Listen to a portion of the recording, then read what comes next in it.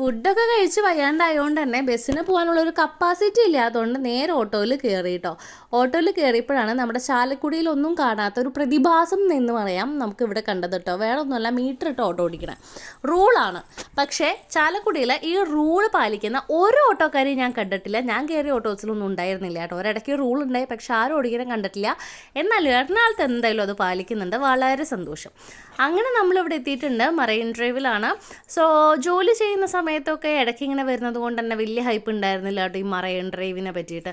Fort കൊച്ചിയിൽ ഞാൻ പോയിട്ടില്ല, എൻ്റെ ചെറുപ്പത്തിലൊക്കെ പോയതാണ്, അല്ലാതെ ഞാൻ പോയിട്ടില്ല കേട്ടോ. അതുകൊണ്ട് ഫോർട്ട് കൊച്ചിയെ പോകണം എന്നുള്ളത് ഒരു ആഗ്രഹമായിരുന്നു. പക്ഷെ മറൈൻ ഡ്രൈവിൽ നമ്മൾ ഇടയ്ക്ക് വരുന്നതുകൊണ്ട് വലിയതുണ്ടായില്ല. എന്നാലും വന്നിരിക്കാമല്ലോ, ഒരു രസം. ലുലു മാളിൽ പോകണമെന്ന് ചോദിച്ചു, പക്ഷേ ലുലു മാളിൽ പോണേക്കാളും നമുക്ക് ഇവിടേക്ക് ഇങ്ങനെ വന്നിരുന്ന് ഇങ്ങനെ എന്താ പറയുക, പ്രഹസനം കാണിക്കുക, ഈ ഒരു ഫോട്ടോ എടുക്കുക, കാര്യങ്ങളൊക്കെയാണല്ലോ നമ്മുടെ ലൈഫിൽ സന്തോഷം.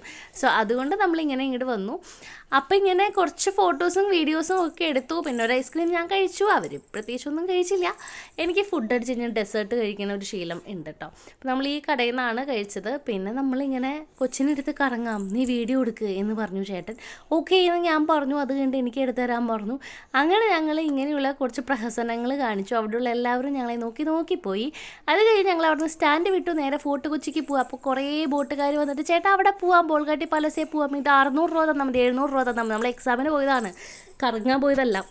അതുകൊണ്ട് തന്നെ നമുക്ക് അത് വേണ്ട, സർക്കാരിൻ്റെ വണ്ടി ഉണ്ടല്ലോ, നമുക്കതിൽ പോകാമെന്ന് വിചാരിച്ചു. അങ്ങനെ നമ്മൾ അവിടേക്ക് നടക്കുമ്പോഴാണ് നമ്മുടെ രാജു, രാധ, ഡാഗിനി അമ്മൂമ്മ, കുട്ടൂസൻ ചേട്ടൻ, അതുപോലെ മായാവി ഇവരെയൊക്കെ കണ്ടത് കേട്ടോ. ഈ ഒരു പാർക്ക് നന്നാക്കി എടുത്താൽ, ഗവൺമെൻറ് നന്നാക്കി എടുക്കുകയാണെങ്കിൽ കുട്ടികൾക്കൊക്കെ വന്നിരിക്കാൻ വളരെ സൗകര്യമായിരിക്കും കേട്ടോ. അവിടെ എന്തെങ്കിലും വാച്ച്മാൻസും കാര്യങ്ങളൊക്കെ അലോട്ട് ചെയ്യുകയാണെന്നുണ്ടെങ്കിൽ കുറച്ചുകൂടി ബെറ്റർ ആയിട്ട് റൺ ചെയ്യാൻ പറ്റും ഈവനിങ്ങിലൊക്കെ എന്ന് തോന്നുന്നു. കാരണം എല്ലാവരും വരുന്ന ഒരു സ്ഥലമാണ്, അപ്പോൾ കുട്ടികൾക്കും കുറച്ചും കൂടി നല്ല രീതിയിൽ എൻജോയ് ചെയ്യാൻ പറ്റും. വെറുതെ ഇട്ടിരിക്കുകയാണ് ആ സ്ഥലം, എന്തിനാണെന്ന് മനസ്സിലാവുന്നില്ല. നേരെ ഞങ്ങൾ നടന്നു, 2 പാലം കയറി ഇറങ്ങി. അത് കഴിഞ്ഞിട്ട് ഞങ്ങൾ അവസാനം ബോട്ടിൻ്റെ അടുത്ത് എത്തുകയാണ് കേട്ടോ. അപ്പോഴേക്കും എനിക്ക് തീരെ വയ്യാണ്ടേ. അവിടെ എത്തിയപ്പോഴാണ് ബോട്ട് എടുക്കുന്നില്ല, സർക്കാരിൻ്റെ ബോട്ടല്ലേ. 4:05 അത് പിന്നെ 4:10 പിന്നെ 4:15 20 ഒക്കെ കഴിഞ്ഞപ്പോഴാണ് ബോട്ട് എടുത്തത്. എന്തായാലും നമുക്ക് ഒരു 20 രൂപയുടെ നഷ്ടമേ ഉള്ളൂ. ഈ 600-700 രൂപ കൊടുക്കുന്ന സമയത്ത് നമുക്ക് 200 രൂപ കൊടുക്കാം, 20 രൂപ കൊടുക്കാം. അതുകൊണ്ട് നമുക്ക് കുഴപ്പമില്ല. നേരെ നമ്മൾ ഫോർട്ട് കൊച്ചിക്ക് വിട്ടിട്ടുണ്ട്.